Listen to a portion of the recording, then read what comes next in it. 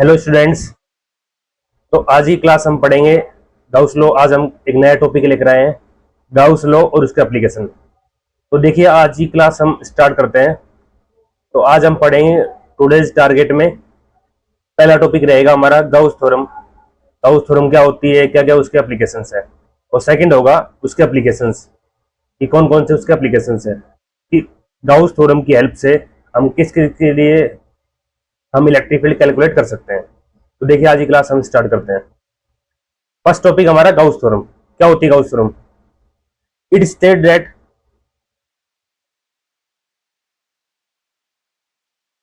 The net electric flux through any close surface is equal to the total electric charge enclose within the surface divided by the electric permittivity.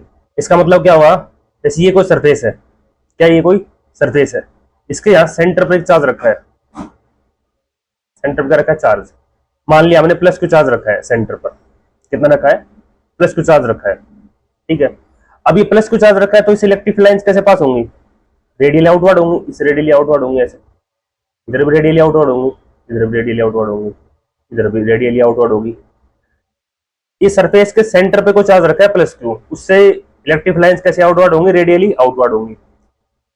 तो हमने Gauss theorem क्या बताता है? जो flux होगा, flux phi E, क्या पढ़ा था हमने लास्ट क्लास में? फ्लक्स कितना होता है? ई dot D S, electric field into area. कितना होता है? ये होता है फ्लक्स। ये किसके इक्वल होगा? जितना उस सरफेस के अंदर चार्ज इनक्लोज होगा। इनक्लोज मतलब चार्ज का रहेगा, बंद रहेगा, क्लोज रहेगा। तो इसमें चार्ज कितना है हमारे पास? क्यू है, और डिवाइडेड बाई इलेक्ट्रिक परमिटिविटी। इसका मतलब ई नोट। तो ये हमारे पास क्या रहेगा? Gauss theorem. इसका मतलब क्या है? अगर कोई एक सरफेस है, कोई चार्ज रखा है उसके अंदर, वो क्या है? क्लोज है, तो उससे कितना इलेक्ट्रिक फ्लक्स पास होगा? Q upon E note.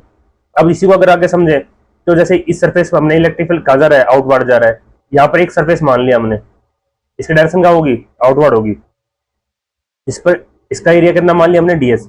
S तो इसका टोटल एरिया हो गया। एस तो इसका टोटल एरिया हो गया। यहाँ जो एरिया एलिमेंट मानना है हमने, उसका एरिया मान लिया डीएस। तो इससे कितना इलेक्ट्रिक फ्लक्स पास होगा? तो कितना होगा? Phi E dot DS is equal to Q upon E naught. तो ये इसकी क्या है? गाउस थ्योरम है। It state that the net electric flux through any close surface area is equal to the total electric charge. कितना है? Q है। ये क्या होना चाहिए? क्लोज होना चाहिए। और जो divided by electric permittivity, E note से क्या हो जाएगा? डिवाइड हो जाएगा। इसमें एक कंडीशन रहेगी, जो चार्ज रहेगा वो क्या रहेगा? क्लोज रहेगा। इसका मतलब क्या है? अगर एक चार्ज यहाँ पर रखा हो और दूसरा चार्ज यहाँ बाहर रखा हो, इस सरफेस के, इस कंप्लीट सर्किल के बाहर रखा हो, तो वो चार्ज हम इंक्लूड नहीं करेंगे। गाउस थ्योरम तभी वैलिड होगी जब चार्ज का रहेगा? क्लोज रहेगा। क्लोज रहेगा तो उसका जो फ्लक्स कितना पास आउट होगा? Q upon E note. ठीक है। अब इसी को आगे समझते हैं। इसका मतलब क्या समझा आपने? कि जो फ्लक्स का लास्ट में हमने फॉर्मूला पढ़ा था, क्या पढ़ा था? ई डॉट डी एस, वो किसके इक्वल रहेगा? Q upon E note. और यहाँ पे चार्ज क्या रहेगा? इनक्लोज। इसको यहाँ पे लिख दिया हमने इनक्लोज। चार्ज क्या रहेगा? इनक्लोज। इनक्लोज मतलब पैक रहेगा। अब आगे देखते हैं। यहाँ पे एक सरफेस काम में लिया है हमने सर्किल के रूप में, उसको बोलते हैं हम गाउसियन सरफेस। क्या होता है गाउसियन सरफेस? एक ऐसा सरफेस जो चार्ज को क्लोज करने के काम आता है, उसको क्या बोलते हैं? गाउसियन सरफेस, जो कि गाउस थ्योरम के लिए वैलिड होता है। तो इसमें कुछ पॉइंट्स है, वो देखते हैं। पहला पॉइंट है इसमें, एक ऐसा सरफेस रहेगा हाइपोथेटिकल। इसका मतलब एक्चुअल में ये नहीं होता, ये केवल इलेक्ट्रिक फ्लक्स या इलेक्ट्रिक फील्ड को समझने के लिए या उसको चार्ज को क्लोज करने के लिए ही यूज में लिया जाता है। Not a physical. ये सरफेस क्या होता है? ये केवल स्पेस को क्लोज करने के लिए काम आता है। ठीक है। नेक्स्ट पॉइंट देखें। It should be chosen the match of symmetry of electric field proud to be produced by. इसका मतलब क्या हुआ? कि जो गाउसियन सरफेस है वो क्या होना चाहिए? उसकी एक सिमेट्री होनी चाहिए, चाहे वो सिलेंड्रिकल हो, चाहे वो स्फेरिकल हो, चाहे वो प्लेन हो। वो मैच करना चाहिए चार्ज डिस्ट्रीब्यूशन को, कि चार्ज का डिस्ट्रीब्यूशन है वो कैसे यूनिफॉर्मली हो रहा है या नॉन यूनिफॉर्मली हो रहा है, उसको मैच करना चाहिए। और नेक्स्ट और इंपॉर्टेंट प्रॉपर्टी है कि जो गाउसियन सरफेस है वो किसी भी शेप का हो सकता है। मतलब कि स्फेरिकल भी हो सकता है, प्लेन भी हो सकता है, और सिलेंड्रिकल भी हो सकता है, और सिलेंड्रिकल भी हो सकता है। किसी भी शेप का गाउसियन सरफेस हम कंसिडर कर सकते हैं, क्योंकि ये हाइपोथेटिकल सरफेस है। एक्चुअल में ऐसा सरफेस वैलिड नहीं होता, नहीं एग्जिस्ट करता। ये केवल और केवल हम चार्ज को क्लोज करने के लिए और इलेक्ट्रिक फ्लक्स को और इलेक्ट्रिक फील्ड को एक बेटर कैलकुलेशन के लिए हम यूज करते हैं, जिसे बोलते हैं गाउसियन सरफेस। ठीक है, नेक्स्ट टॉपिक देखते हैं हम। नेक्स्ट हमारा प्रूफ ऑफ गाउस थ्योरम। ये जो हमने फॉर्मूला लिखा है फाई इज इक्वल टू, अभी फॉर्मूला लिखा था हमने, phi is equal to E dot D S. ये किसके इक्वल लिखा था हमने, क्यू अपॉन ई नॉट के इक्वल लिखा था, ये लिखा था हमने गाउस थ्योरम में। इसका प्रूफ कैसे होगा, अगर प्रूव करना चाहें गाउस थ्योरम को कि जो फ्लक्स पास हो रहा है ई डॉट डी एस, ये क्यू अपॉन ई नॉट के इक्वल कैसे आएगा, तो उसका प्रूफ देखते हैं हम। यहां से स्टार्ट करते हैं प्रूफ। ये सरफेस मान लिया हमने, या चार्ज रखा है प्लस, इसको क्लोज करने के लिए एक स्फेरिकल गाउसियन सरफेस की हमने इमेजिनेशन कर ली। ये कौन सरफेस मान लिया हमने, स्फेरिकल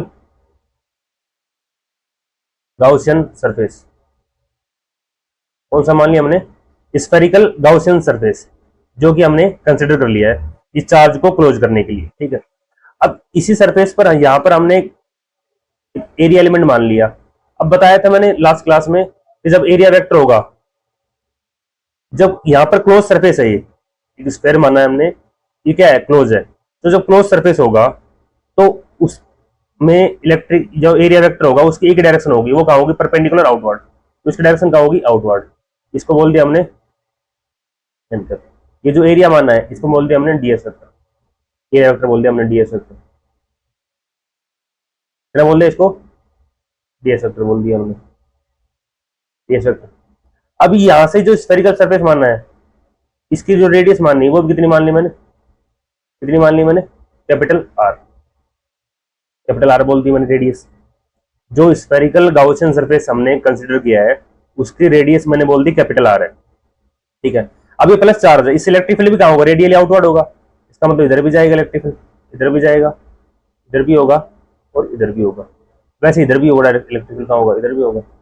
इसका मतलब क्या हुआ कि जो इलेक्ट्रिक फील्ड की डायरेक्शन में क्या होगी, इधर ही होगी, सेम होगी, इलेक्ट्रिक फील्ड डायरेक्शन में क्या होगी, सेम होगी, इलेक्ट्रिक फील्ड इधर होगा,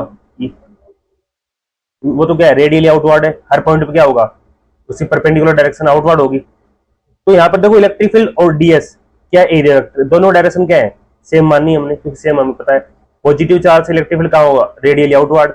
और जो एरिया वेक्टर डीएस लिया है इसकी डायरेक्शन कहाँ होती है, किसी क्लोज सरफेस के लिए, क्लास में पढ़ाया था लास्ट में कि जो एरिया वेक्टर है किसी क्लोज सरफेस के लिए उसकी डायरेक्शन होती है परपेंडिकुलर आउटवर्ड। ठीक है, तो यहीं पे अगर इसको आगे कैलकुलेट करें तो फ्लक्स की डेफिनेशन क्या पढ़ी थी हमने, फ्लक्स की क्या डेफिनेशन पढ़ी थी फ्लक्स की, क्या फॉर्मूला पढ़ा था, ई डॉट डीएस, ये पढ़ा था हमने।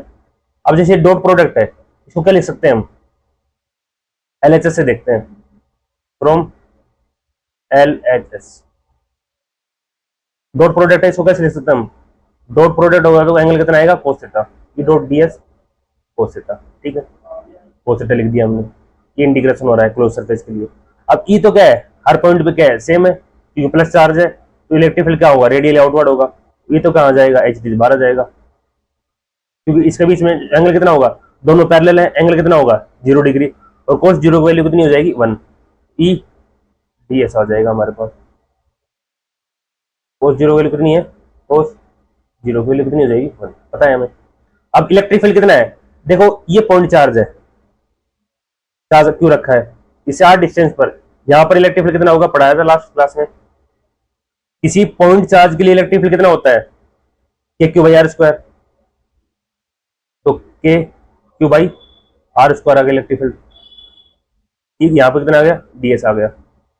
अब ये तो कांस्टेंट है, इलेक्ट्रिक फील्ड हर पॉइंट पे क्या है, सेम, तो इसका तो इंटीग्रेशन होगा नहीं, इंटीग्रेशन किसका होगा, डीएस एरिया वेक्टर का, क्योंकि डीएस जैसे छोटे छोटे क्या होंगे, एरिया वेक्टर ऐड हो जाएंगे इसमें, तो क्या आ जाएगा इसमें, के क्यू बाई आर स्क्वायर, तो बाहर आ गया कॉमन, एलसीएम बाहर आ गया, और डीएस का क्या हो गया, इंटीग्रेशन हो गया। अब डीएस का इंटीग्रेशन होगा तो क्या होगा, K Q by R square, DS है, डीएस मतलब इसका कंप्लीट क्या हो रहा है, एरिया आ रहा है, तो यहाँ पर इस एरिया की जो वैल्यू है, यहाँ पे क्या है, डीएस है, एरिया है, और एक स्फेयर मानना है हमने, तो यहाँ पर स्फेयर का क्या होगा, कंप्लीट एरिया आएगा। तो किसी स्फेयर का कंप्लीट एरिया कितना होता है, 4 पाई आर स्क्वायर, तो कितना हो जाएगा, 4 पाई आर स्क्वायर, ये आ जाएगा, उसका क्या हो जाएगा, इंटीग्रेशन। तो यहाँ पर आर स्क्वायर से आर स्क्वायर क्या हो गया, कैंसिल आउट हो गया। अब यहाँ पे देखें हम, फाई बी। के क्यू, के की वैल्यू कितनी होती है हमें पता है, 4 पाई ई नोट, ई नोट होती है। यहाँ पर कितना बचा क्यू, तो मल्टीप्लाई कितना है 4 पाई, 4 पाई क्या हो गया, कैंसिल आउट हो गया। क्या वैल्यू आ गई, क्यू अपॉन, क्या कितनी वैल्यू आ गई, क्यू अपॉन ई नोट। ये हमें प्रूव करना था, ये वैल्यू क्या करनी थी, हमें प्रूव करनी थी। तो इस प्रकार हम क्या कर सकते हैं, इसको कैलकुलेट कर सकते हैं कि किसी भी क्लोज सरफेस से इलेक्ट्रिक फ्लक्स कितना पास होगा, क्यू अपॉन ई नोट, जिसको हम बोलते हैं ई डॉट डी एस। ठीक है, एक चार्ज लिया, उस चार्ज को एक सेट पॉइंट पर रख दिया हमने, और उस चार्ज को क्लोज करने के लिए, क्योंकि गाउस थ्योरम तभी वैलिड होगी जब चार्ज का रहेगा, क्लोज रहेगा, तो उस चार्ज को क्लोज करने के लिए हमने एक गाउसियन सरफेस की क्या कर ली, इमेजिनेशन कर ली उसमें। तो उसकी शेप कैसे मान ली हमने, स्फेरिकल है। ठीक है, अब इलेक्ट्रिक फ्लक्स निकाला हमने, दोनों बीच में क्या आएगा, एंगल जीरो आएगा, क्योंकि दोनों क्या है, एक दूसरे के पैरेलल है। इलेक्ट्रिक फील्ड क्या होगा, आउटवर्ड होगा, इलेक्ट्रिक क्या होगा, आउटवर्ड होगा। इसमें दोनों क्या है, एक दूसरे पैरेलल है, तो कोस जीरो की वैल्यू 1 हमें पता ही है। इलेक्ट्रिक फील्ड हर पॉइंट पे क्या है, सेम है, कि क्यू बार आर स्क्वायर, तो बाहर आ जाएगा कॉमन। यहाँ पे क्या बचेगा, डीएस, डीएस का कंप्लीट इंटीग्रेशन करेंगे, तो डीएस का है, स्मॉल एरिया है, तो कंप्लीट एरिया की बात करेंगे तो कितना एरिया हो जाएगा, 4 पाई आर स्क्वायर, आर स्क्वायर से आर स्क्वायर कैंसिल आउट हो जाएगा, 4 पाई बचेगा। 4 पाई अगर के की वैल्यू पुट करें तो 4 पाई से 4 पाई कैंसिल आउट हो जाएगा, क्यू अपॉन ई नोट बचेगा। यही हमें प्रूव करना था, क्यू अपॉन ई नोट। तो यहाँ पे क्या हुआ है, ठीक है। तो ये हो गया हमारा पास topic, proof of Gauss theorem. ठीक है, नेक्स्ट क्लास में देखते हैं, नेक्स्ट टॉपिक देखते हैं। नेक्स्ट टॉपिक है हमारे पास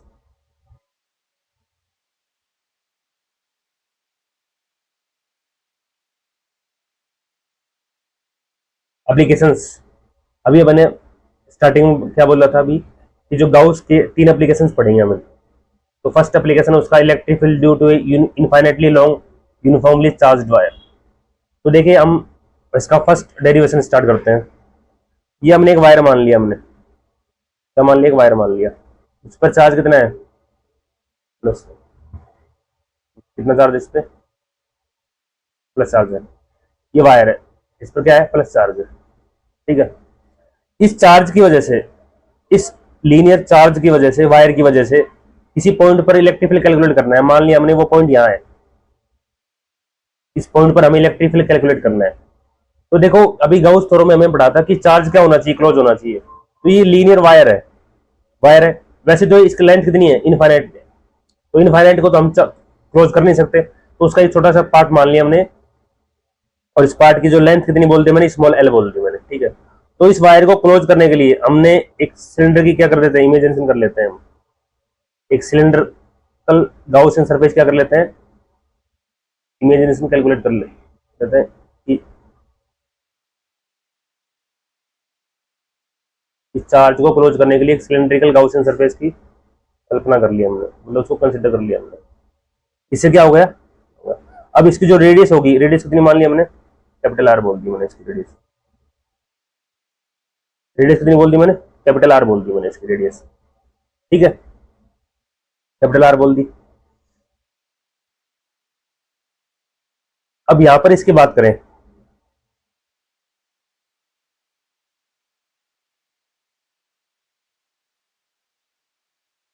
देखो इसको थोड़ा सा क्लोज कर लेते हैं इसको से, तो इस रेडियस बोल देते हम, चाहे स्मॉल आर बोल दो चाहे कैपिटल आर बोल दो, हमने बोल दी स्मॉल आर है। ठीक है, और जो सिलेंड्रिकल हमने कंसिडर किया है, इसकी जो लेंथ है वो कितनी बोल दी मैंने, एल, लेंथ कितनी बोल दी मैंने, एल, एल लेंथ का सिलेंडर है,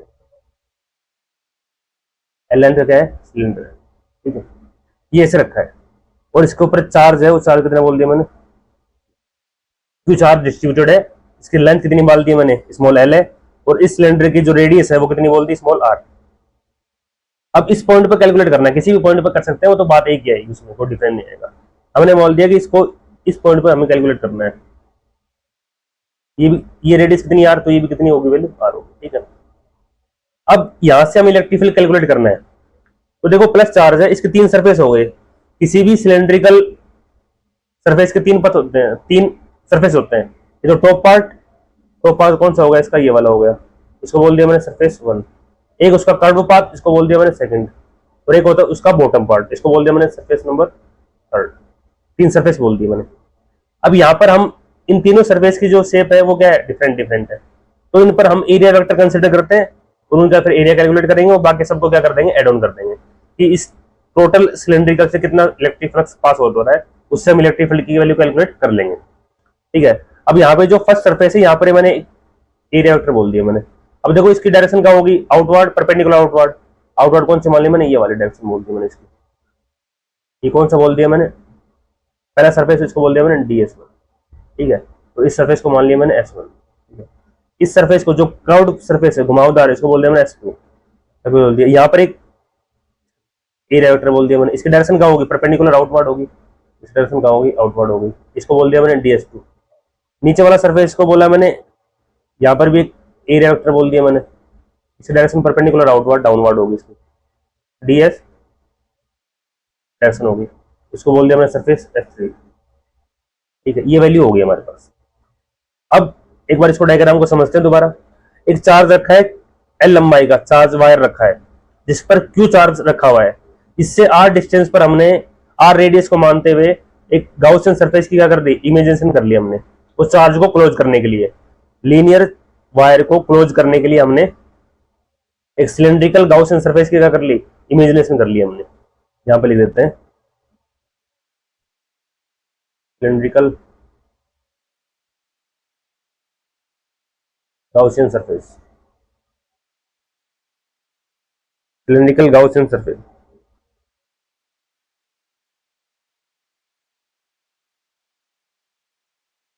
ये मान लिया हमने। ठीक है, अब यहां पे कैलकुलेट करते हैं। अब देखो टोटल फ्लक्स निकालते हैं।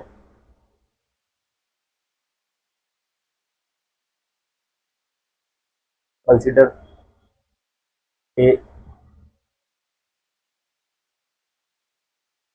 Uniformly charged wire of length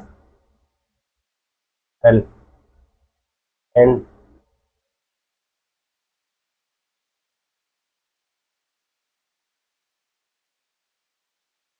having charge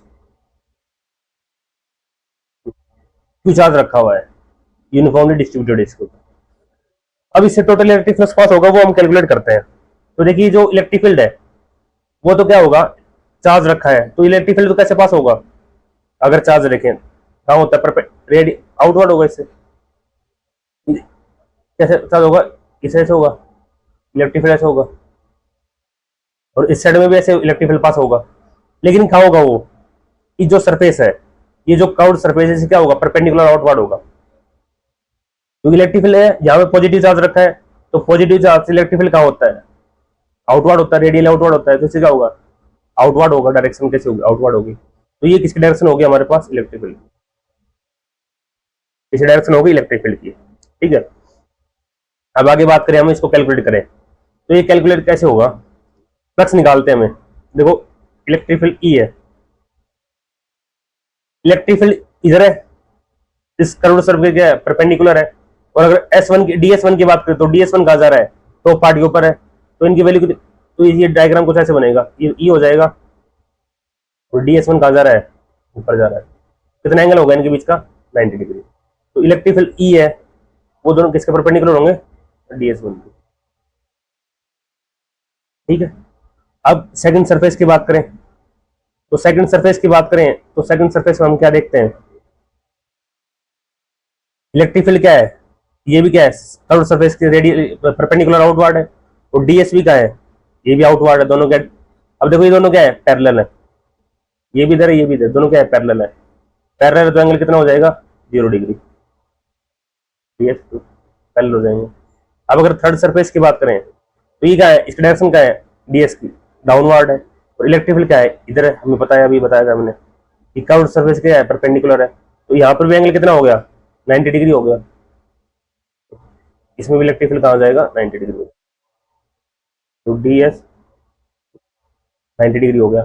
अब इसको सोल्व करते हैं। देखो फ्लक्स निकालते हैं टोटल, इससे पास होने वाला कितना होगा, SE dot DS, electric field dot area vector डालते हैं, ऐसे मतलब टोटल सरफेस एरिया। तो अब इसकी बात करें, एस है, तो ये एस लिखा है हमने, ये क्या है, टोटल सरफेस एरिया है, मतलब इसमें तीनों सरफेस इंक्लूड है, S1 S2 S3। हम तीनों के लिए क्या करते हैं, डिफरेंट डिफरेंट कैलकुलेट करते हैं, ठीक है। अब ये बोल दिया हमने ई डॉट DS1, ये किसके लिए बोल दिया मैंने, S1 के लिए, प्लस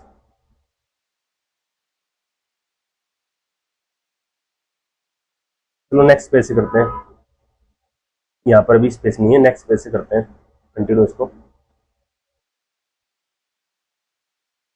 नेक्स्ट पेज से कंटिन्यू करते हैं।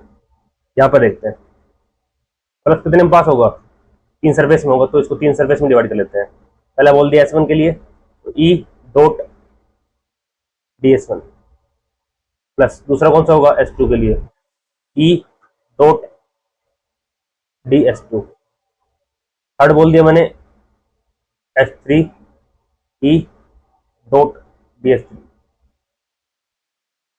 बोल दिया DS3। अब डॉट प्रोडक्ट है तो कौन सा एंगल आएगा, साइन या कोस, कोस थीटा आएगा, डॉट प्रोडक्ट है तो यहाँ पे कितना जाएगा, S1 ई DS1 कोस। अब देखो DS1 कितना है, परपेंडिकुलर है, तो परपेंडिकुलर में कितना एंगल आएगा, 90 डिग्री, कोस 90, प्लस दूसरी बात करें S2 ई DS2, यहाँ पे देखो DS2 में क्या है, पैरेलल है, तो पैरेलल है क्या है, पैरेलल है, पैरेलल है तो कितना एंगल आएगा, 0 डिग्री, तो कोस 0 डिग्री, प्लस इसमें कितना आएगा, ई डॉट डॉट नहीं कोस आएगा इसमें, तो DS, ये भी क्या है, परपेंडिकुलर है, तो कितना एंगल आएगा, कोस 90, कितना आएगा, कोस 90, कोस 90 आ गया। अब कोस 90 वैल्यू हमें पता है कितनी होती है, कोस 90 0, और कोस 0 वैल्यू कितनी होती है, 1, ये हमें पता है कितनी होती है। अब देखो आगे फॉलो करते हैं इसको, पाई ई इज इक्वल टू कितना आ गया, यहाँ पर ई तो कॉमन रहेगा, हर जगह क्या है, सेम है, तो बाहर आ जाएगा ई DS1 प्लस DS1 नहीं, DS1 कितना हो जाएगा, 0 हो जाएगा यहाँ पर, तो क्योंकि कोस 90 वैल्यू 0, तो ये कितना हो जाएगा, 0 हो जाएगा।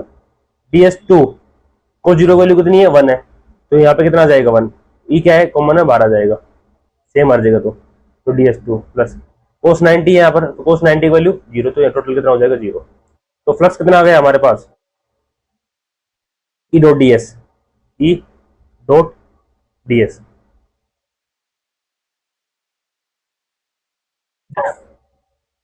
DS की बात करें तो देखो DS क्या है, S2 की बात हो रही है यहाँ पर, S2 की बात हो रही है, देखो S2 की बात हो रही है यहाँ पर, S3 था और ये S3 था, S2 की बात हो रही है, S2, तो DS2 की बात करें, इसका मतलब क्या, सिलेंडर का कर्व्ड एरिया की बात हो रही है, तो सिलेंडर का जो कर्व्ड एरिया है, आउटर सरफेस एरिया, वो कितना होता है, हमें पता है कितना होता है, 2πRH होता है, एच तो है नहीं यहाँ पर, इसकी लेंथ कितनी है, L है, तो कितना मान लेंगे, इसकी वैल्यू कितनी मान लेंगे, 2πRL। तो फ्लक्स कितना हो गया, इक्वेशन फर्स्ट, फ्लक्स कितना होगा इसका, E इंटू 2πRL, और हमें गाउस थ्योरम से पता है कितना होता है, फ्रॉम गाउस थ्योरम कितना होता है flux, Q upon E note होता है, हमें पता है।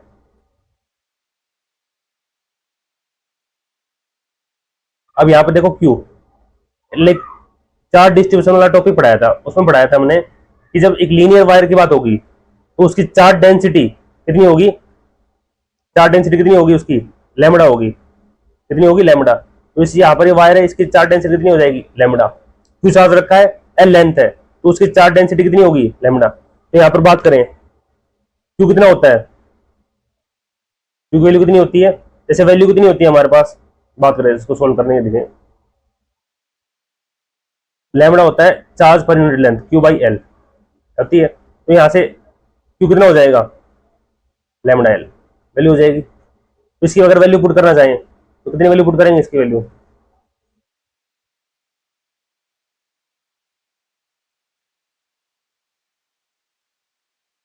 पाई E is equal to lambda L divided by equation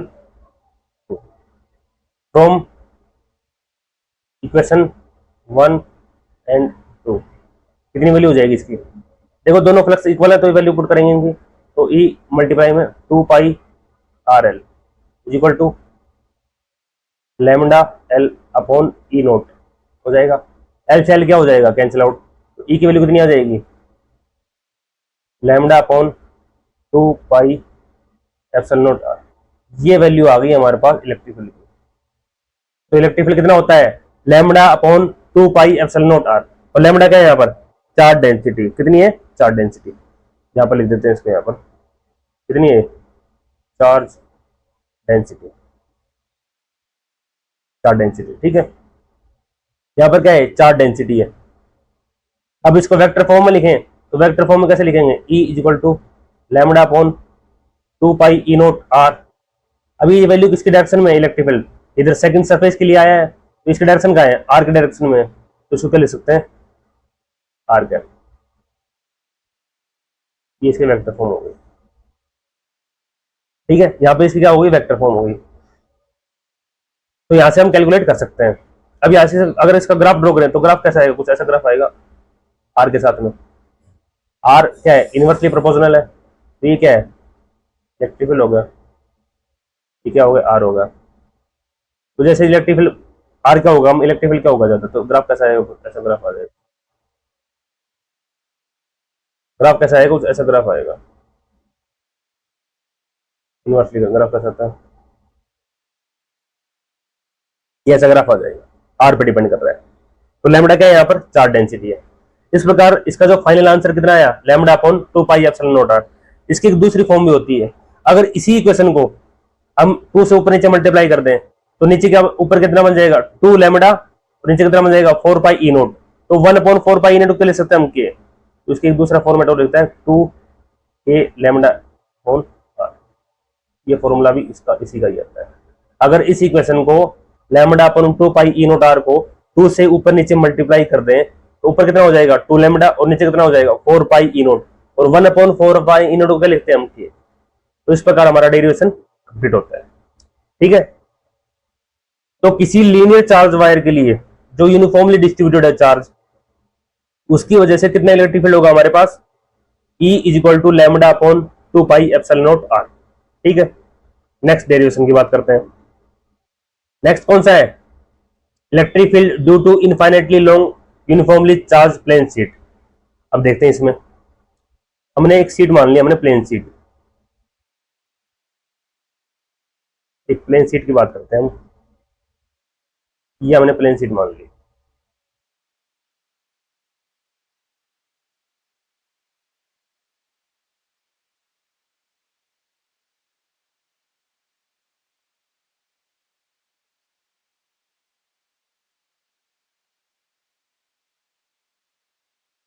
इसकी लेंथ कितनी कितनी मानते हैं हम? इनफाइनाइट मानते हैं, लेकिन एक छोटा सा टुकड़ा ले लेते हैं हम। इस पर चार्ज मान लिया कितना डिस्ट्रीब्यूटेड है? Positive positive positive, uniformly distributed है। इस पर क्या है? यूनिफॉर्मली डिस्ट्रीब्यूटेड है। अब इस चार्ज को कवर करने के लिए इनफाइनाइट है इसकी लेंथ भी, तो उसको एक छोटा सा टुकड़ा मान लेते हैं हम। यहाँ पर छोटा सा टुकड़ा मान लिया हमने यहाँ पर कवर करने के लिए, ठीक है। अब इसको कवर करना है, इस छोटे टुकड़े को, तो हमने एक सिलेंड्रिकल गॉसियन सरफेस की क्या मान लेते हैं? क्या मान लेते हैं?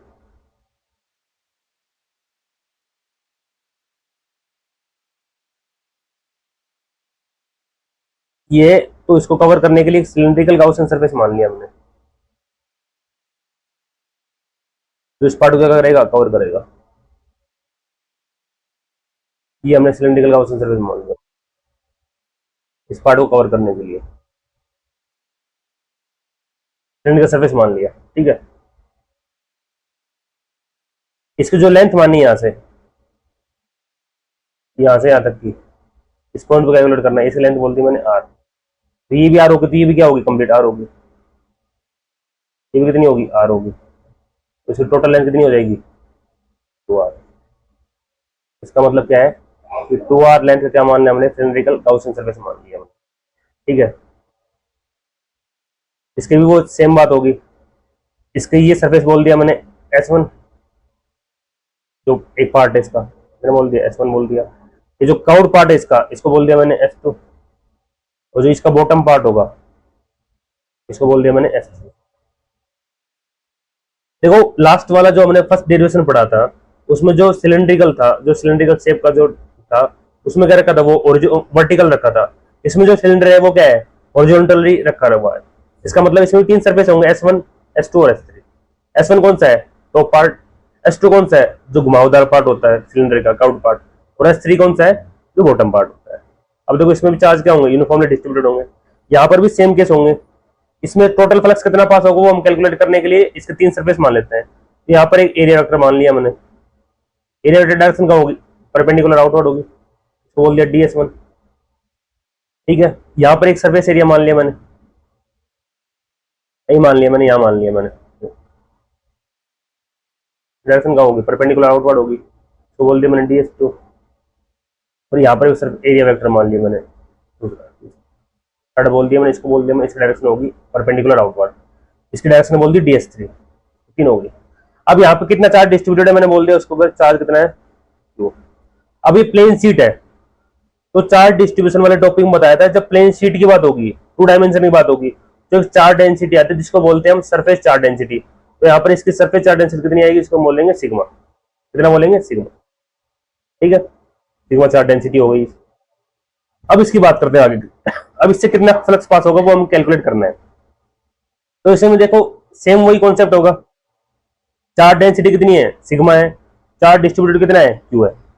अब इससे कितना फ्लक्स पास हो रहा है उससे हम कैलकुलेट करते हैं। ठीक है, तो देखो इसमें भी तीन केस होंगे। इलेक्ट्रिक, देखो ये पॉजिटिव चार्ज है, ये प्लेन सिटी कुछ ऐसे रखी है कि इधर भी क्या है, इलेक्ट्रिक फील्ड है, और इधर भी क्या हो रहा है, सेम इलेक्ट्रिक फील्ड जा रहा है, क्योंकि चार्ज कौन सा रखा है, प्लस चार्ज रखा है। चार्ज कौन सा रखा है, प्लस चार्ज रखा है, चार्ज रखा है पॉजिटिव चार्ज।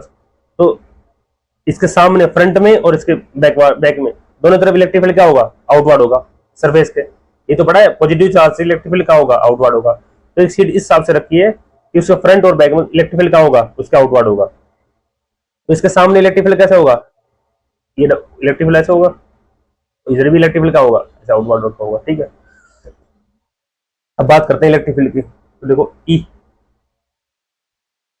इसमें E1 इंटू तो आएगा नहीं, क्योंकि इलेक्ट्रिक फील्ड क्या है, सेम है। क्यों, क्योंकि हर पॉइंट पे चार्ज क्या है, सेम डिस्ट्रीब्यूटेड है, इलेक्ट्रिक फील्ड क्या रहेगा, सेम रहेगा।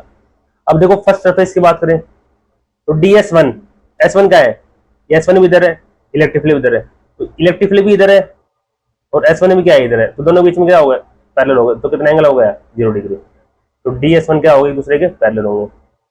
अब DS2 की बात करें तो देखो S2 कहाँ है, ऊपर है, S2 कहाँ है, ऊपर है, और E कहाँ जा रहा है, या तो इधर जा रहा है या इधर जा रहा है।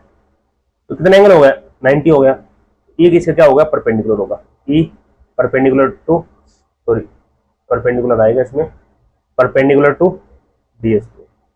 थर्ड की बात करें तो देखो DS3 इधर जा रहा है, इलेक्ट्रिक फील्ड भी इधर है, दोनों डायरेक्शन क्या है, सेम है। तो कितना एंगल आएगा इनमें, 90 डिग्री आएगा। क्या होगा, 90 डिग्री आएगा, DS 90 डिग्री आएगा। जो पहले वाला था उसमें क्या था, वो जो वर्टिकल सिलेंडर रखा हुआ था, तो केवल सेकंड सरफेस के लिए क्या आ रहा था, पैरेलल, बाकी दोनों क्या थे, 90 डिग्री पे। इसमें क्या होंगे, दो एंगल क्या होंगे, पैरेलल होंगे, और बाकी क्या होंगे, 90 डिग्री होंगे। और ये परपेंडिकुलर बना दिए, कितना आएगा, पैरेलल आएगा। आई एम सॉरी, गलती होगी इसमें, यहाँ पे क्या आएगा, पैरेलल आएगा। ठीक है, अब इसमें भी सेम वही कॉन्सेप्ट होगा। टोटल फ्लक्स कैलकुलेट करते हैं हम, कितना फ्लक्स होगा, पाई ई, सेम बात होगी, ई dot ds, P dot ds, इस सब के लिए टोटल सरफेस की बात होगी। ठीक है, अब इसके तीन पार्ट होंगे, इसको तीन पार्ट में डिवाइड करते हैं फ्लक्स को, पाई ई, S1 E dot DS1 plus दूसरा S2 E dot DS2 plus S3 S3 E dot DS3। तीन सरफेस में डिवाइड कर लिया, S1 S2 और S3 के लिए, ठीक है। अब इसको आगे कैलकुलेट करते हैं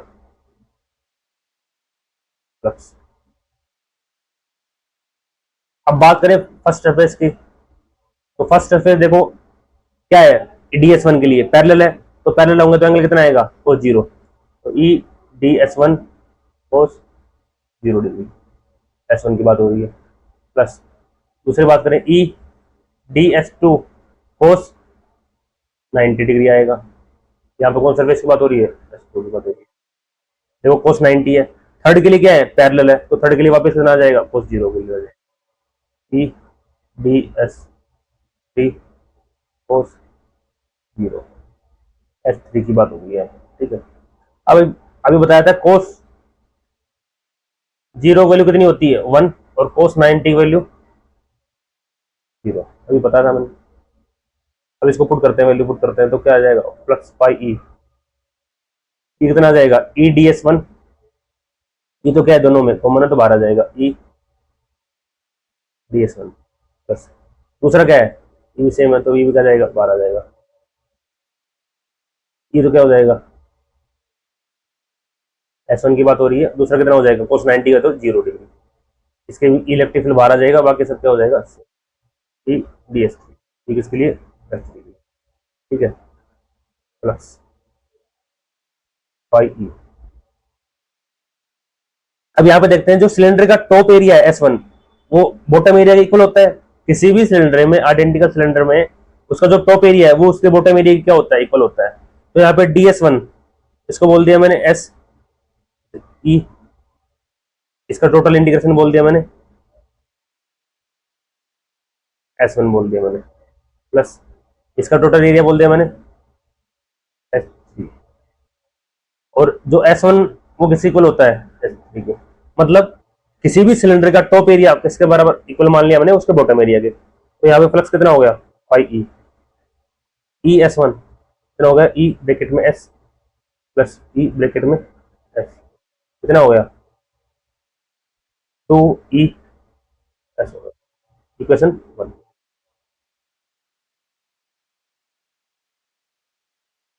तो कितना फ्लक्स हो गया, 2ES, एस सरफेस एरिया हो गया बॉटम का, और ई क्या हो गया, वैल्यू हो गई। नाउ फ्रॉम गाउस लॉ,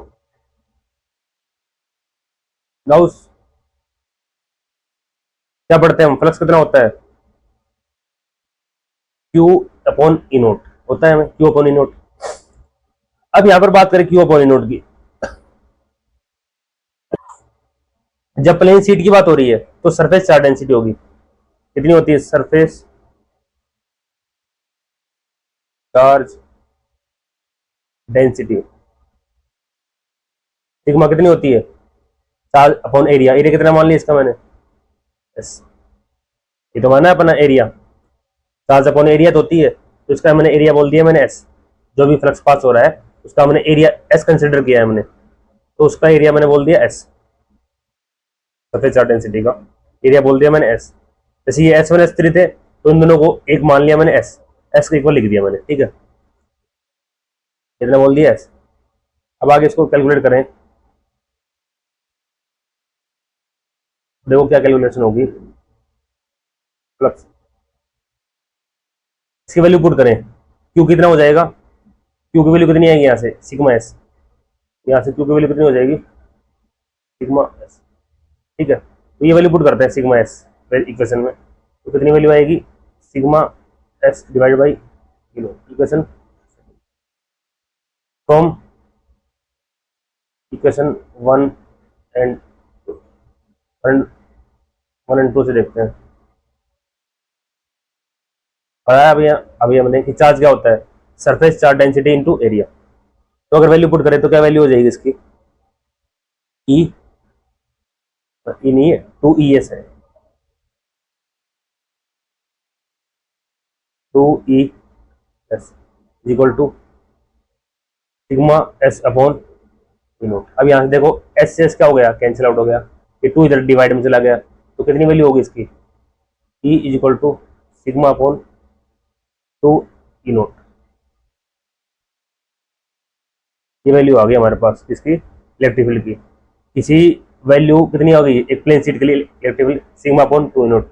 अगर इसको वेक्टर फॉर्म में लिखें, इन वेक्टर की बात करें तो E is equal to sigma upon 2 E naught. अब जो सरफेस है, जो प्लेन शीट है, इसकी वजह से इलेक्ट्रिक फील्ड कहाँ होता है, परपेंडिकुलर आउटवर्ड होता है, राइट साइड में भी और लेफ्ट साइड में भी। तो इसको हम डिनोट करेंगे एन कैप से। क्या होगा वैल्यू, ठीक है। तो इलेक्ट्रिक फील्ड कितना आ गया, E is equal to sigma upon 2 E naught. ये आर पे डिपेंड नहीं करता, ना इस सिलेंडर की लेंथ पे डिपेंड करता है, ये डिपेंड करेगा उसकी सरफेस चार्ज डेंसिटी पर, कि पर यूनिट एरिया में चार्ज है वो कितना ज्यादा डिस्ट्रीब्यूटेड है, कितना डेंस चार्ज रखा है हमारे पास, तो उसी को हम इलेक्ट्रिक फील्ड पे वो डिपेंड करेगा। यहाँ पे आर पे डिपेंडेंसी नहीं है, तो आर पे डिपेंड नहीं करेगा, आर भले ही इंक्रीज हो या डिक्रीज हो, इलेक्ट्रिक फील्ड पे कोई इंपैक्ट नहीं आएगा। तो इलेक्ट्रिक फील्ड की फाइनल वैल्यू कितनी आ गई, सिग्मा अपॉन 2 ई नोट, और वेक्टर फॉर्म में कितनी आएगी, sigma upon 2 E note N cap. ये हमारे पास की फाइनल वैल्यू आ गई। तो जब कोई वायर होगा फर्स्ट एप्लीकेशन में, वायर की वजह से कितना इलेक्ट्रिक फील्ड होगा, lambda upon 2 pi E naught R epsilon naught R. और प्लेन शीट की बात होगी तो किसी प्लेन शीट के लिए इलेक्ट्रिक फील्ड कितना होगा हमारे पास, सिग्मा अपॉन 2 एप्सिलॉन नोट, ठीक है। तो ये डेरिवेशन हमारा कंप्लीट हुआ। अब लास्ट और इस चैप्टर का लास्ट टॉपिक देखते हैं हम, थर्ड डेरिवेशन। क्या ये electric field due to uniformly charge spherical shell, बात करते हैं इसकी।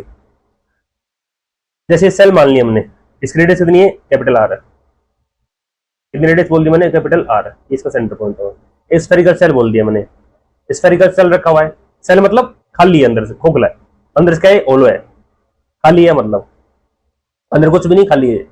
तो इसकी बात करें हम, तो इस पर क्या है, यूनिफॉर्मली चार्ज डिस्ट्रीब्यूटेड है, ठीक है। तो इस पर चार्ज का रखा हुआ है, किसी भी सरफेस के अंदर चार्ज नहीं होता, कहाँ होता है, उसके सरफेस पे चार्ज होता है, क्या होता है, उसकी सरफेस पर, किसी भी सरफेस कहाँ होता है उसके चार्ज सरफेस। अब इस स्फेरिकल सेल की वजह से हमें क्या निकालना है, हमें इलेक्ट्रिक फील्ड निकालना है, कितना होगा। तो ऐसे केस में हमारे पास तीन पॉसिबिलिटी होंगी, एक तो इस सेल के, स्फेरिकल सेल के आउटसाइड होगा, एक इसके सरफेस पर होगा, और एक का होगा इसके इनसाइड होगा। तो उसके लिए हम एक सरफेस मान लेते हैं, हम गाउसियन सरफेस की कल्पना कर लेते हैं। गाउस थ्योरम यही तो पढ़ते हैं हम, गाउस थ्योरम यही तो पढ़ते हैं कि जहां पर हमें इलेक्ट्रिक फील्ड कैलकुलेट करना हो, वहां पर हम गाउसियन सरफेस की या चार्ज को क्लोज करने के लिए हम एक सरफेस की कल्पना कर लेते हैं, एक इमेजिनेशन कर लेते हैं, इसको बोलते हैं गाउसियन सरफेस। अब यहां पर मैंने क्या किया, एक स्मॉल आर रेडियस का, स्मॉल आर रेडियस का क्या मान लिया, गाउसियन सरफेस मान लिया। अब ये पॉजिटिव चार्ज ऐसे इलेक्ट्रिक फील्ड का होगा, हमेशा क्या होगा, आउटवर्ड होगा, इलेक्ट्रिक फील्ड का होगा, आउटवर्ड होगा, ठीक है। इसको क्या बोल दिया, ये तो स्फेरिकल सेल हो गया, और ये क्या हो गया हमारे पास, स्फेरिकल गाउसियन सरफेस, इसको हमने मानना है, तो माना है क्योंकि चार्ज को क्या करना है, क्लोज करना है। तो एक पॉइंट बाहर हो गया, आउटसाइड हो गया, तो आउटसाइड होगा तो उस पर हमने स्मॉल आर रेडियस क्या मान लिया, एक गाउसियन सरफेस मान लिया यहाँ पर, ठीक है। अब यहाँ पे निकालते हैं, तो केस वन की बात करते हैं, लिखते हैं there are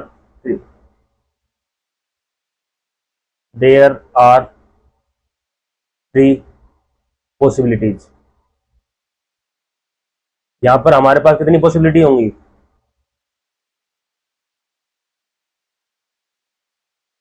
three possibilities. First की बात करते हैं, केस वन, केस वन की बात करते हैं। इफ पी पॉइंट पे हमें निकालना है इलेक्ट्रिक फील्ड, उसको बोल दिया हमने पी पॉइंट, ठीक है। If point P is at outside, outside है, आउटसाइड है, इसका मतलब स्मॉल आर क्या होगा, ग्रेटर देन होगा किससे, कैपिटल आर से, ठीक है। ये पॉसिबिलिटी होगी हमारे पास, तो स्मॉल आर होगा वो क्या होगा, ग्रेटर देन होगा कैपिटल आर से, ठीक है। तो इसमें बात करते हैं, तो इससे कितना फ्लक्स पास होता है, अगर बात करें हम फ्लक्स की, क्या होता है, ई डॉट डीएस, ई डॉट डीएस की बात करते हैं। ये किसके इक्वल आता है, जो फ्लक्स आता है वो किसके इक्वल आता है, हमने पढ़ाया था Q upon Q not equal आता है। अब इलेक्ट्रिक फील्ड निकालना, तो डीएस एरिया मान लिया, एक कंप्लीट एरिया, इसको एरिया बोल दिया मैंने एस। तो इसके इस पॉइंट पर हमने एक एरिया वेक्टर मान लिया हमने, एरिया वेक्टर। अब इसकी डायरेक्शन क्या होगी, परपेंडिकुलर आउटवर्ड होगी, ये किसकी एरिया होगी, डीएस वेक्टर की डायरेक्शन होगी। इस पी पॉइंट पे हमने स्मॉल एरिया वेक्टर मान लिया, हमने एक वेक्टर मान लिया, हमने एक एरिया मान लिया, एरिया एलिमेंट। उसकी अगर एरिया वेक्टर की बात करें तो उसकी डायरेक्शन क्या होगी, आउटवर्ड होगी, परपेंडिकुलर, क्योंकि अंदर से क्या है, क्लोज है। अब इन दोनों की डायरेक्शन क्या होगी, पैरेलल होंगी। यहाँ पे इलेक्ट्रिक फील्ड क्या है, पैरेलल है किसके, डीएस के। पैरेलल होगा तो कितना एंगल आएगा बीच में, 0 डिग्री। तो integration E D S cos 0 degree कितना आएगा, Q upon naught, Q upon naught आ गया। अब यहाँ पे अगर इसको सोल्व करें आगे कंटिन्यू, तो ई तो क्या है, हर पॉइंट पे सेम है, 12 जाएगा, अंदर क्या बच जाएगा, D S is equal to Q upon naught, हो गया। अब यहाँ पे डीएस है, डीएस क्या है, एक छोटा सा एरिया वेक्टर है, स्मॉल एरिया वेक्टर है। अब यहाँ पे इंटीग्रेशन हो रहा है इसका, तो यहाँ पे कंप्लीट छोटे छोटे एरिया वेक्टर मिलकर कंप्लीट एरिया बनाएंगे। एरिया कितना होगा, एस, और एस क्या है, सरफेस एरिया टोटल। और यहाँ पे इसकी शेप कैसी है, स्फेरिकल है। तो स्फेयर का एरिया कितना होता है, हम जानते हैं कितना होता है, ई इज इक्वल टू 4 पाई। अब यहाँ पे स्मॉल आर नहीं लेंगे या कैपिटल आर लेंगे, हम यहाँ पे लेंगे स्मॉल आर, क्योंकि जो गाउसियन सरफेस मानना है वो हमने स्मॉल आर रेडियस का मानना है, और जो कैपिटल आर का क्या है, स्फेरिकल सेल है, तो कैपिटल आर नहीं लेंगे, क्या लेंगे हम, स्मॉल आर। तो इसकी वैल्यू कितनी हो जाएगी, एरिया की 4 पाई आर स्क्वायर मल्टीप्लाई में क्यू अपॉन ई नोट, क्योंकि एरिया कितना होता है, 4 पाई आर स्क्वायर, स्फेरिकल एरिया कितना होता है। तो इलेक्ट्रिक फील्ड की वैल्यू कितनी होगी, Q upon 4 pi epsilon naught R square, ये वैल्यू आ गई हमारे पास। अब इसको दूसरी फॉर्म में लिखा है, तो 1/4 पाई नोट क्या होता है, ये Q by R square value होगी। तो ये क्या आ गया, केस फर्स्ट आ गया। ये वैल्यू किसके लिए आई है, आउटसाइड के लिए आई है। तो इस इलेक्ट्रिक फील्ड को हमने बोल दिया आउट, ई आउट। आउट पे कितना है, electric field K Q by R square या Q upon 4 pi E naught R square. अब किसकी बात करते हैं, केस सेकंड की बात करते हैं, केस सेकंड की बात करते हैं। इफ पॉइंट P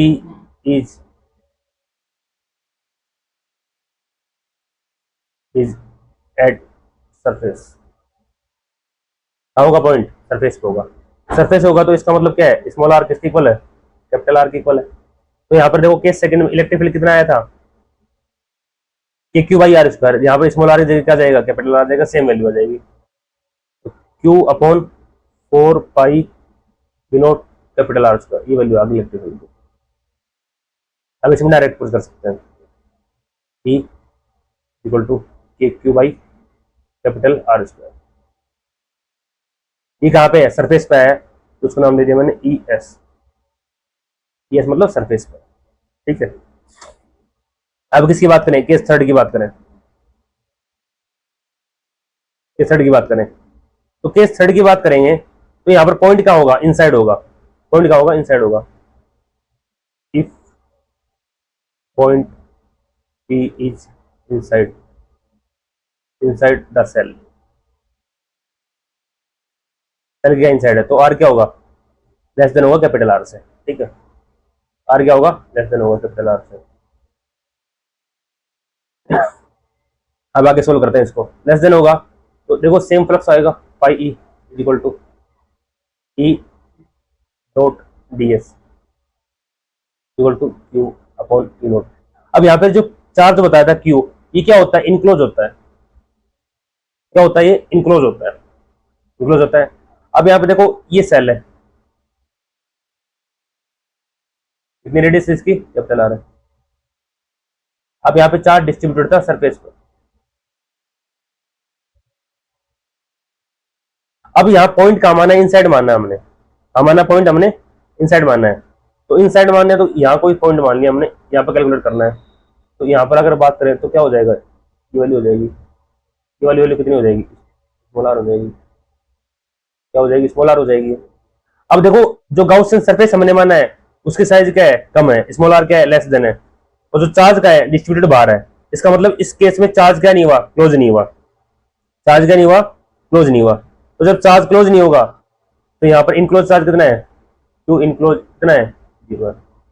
क्योंकि सरफेस का माना है हमने इनसाइड माना है, और जबकि चार्ज का है इस सरफेस के ऊपर क्या है, डिस्ट्रीब्यूटेड है, और हमने सरफेस का मान लिया, हमने गाउसियन सरफेस इनसाइड मान लिया। तो इनक्लोज चार्ज कितना हुआ, जीरो, क्योंकि चार्ज क्लोज नहीं है, चार्ज का है उसके सरफेस पर। तो यहाँ पे क्यू इनक्लोज कितना हो गया, जीरो। तो यहाँ पे क्यू इनक्लोज अगर जीरो हो गया तो ई डॉट डी एस ये कितना हो जाएंगे, जीरो जाएगा। तो जीरो में ई नोट का डिवाइड करेंगे क्या आएगा, जीरो आएगा। जीरो ई नोट कितना आएगा, जीरो। अब दो क्वांटिटी है, उनका प्रोडक्ट कितना आ रहा है, जीरो आ रहा है। इसका मतलब उन दोनों में एक क्वांटिटी क्या है, जीरो है। अब डीएस है क्या, एरिया वेक्टर। तो ये भले ही आर है, स्मॉल आर है, वो क्या है, कैपिटल आर से छोटा है।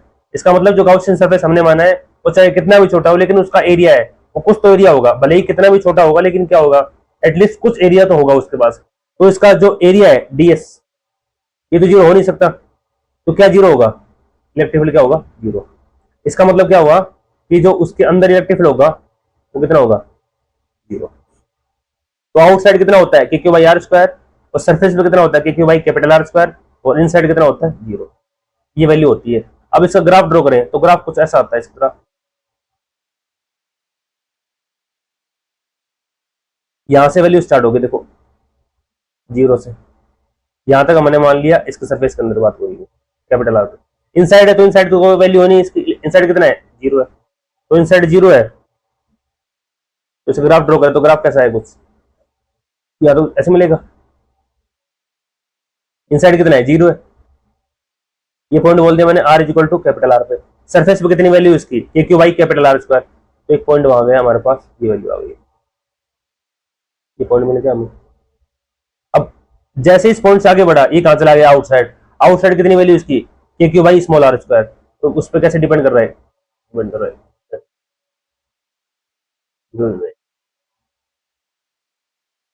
वैल्यू क्या डिक्रीज हो जाएगी। तो ये वैल्यू कौन सी है, इनसाइड वाली है। ये वैल्यू कहाँ है इसकी,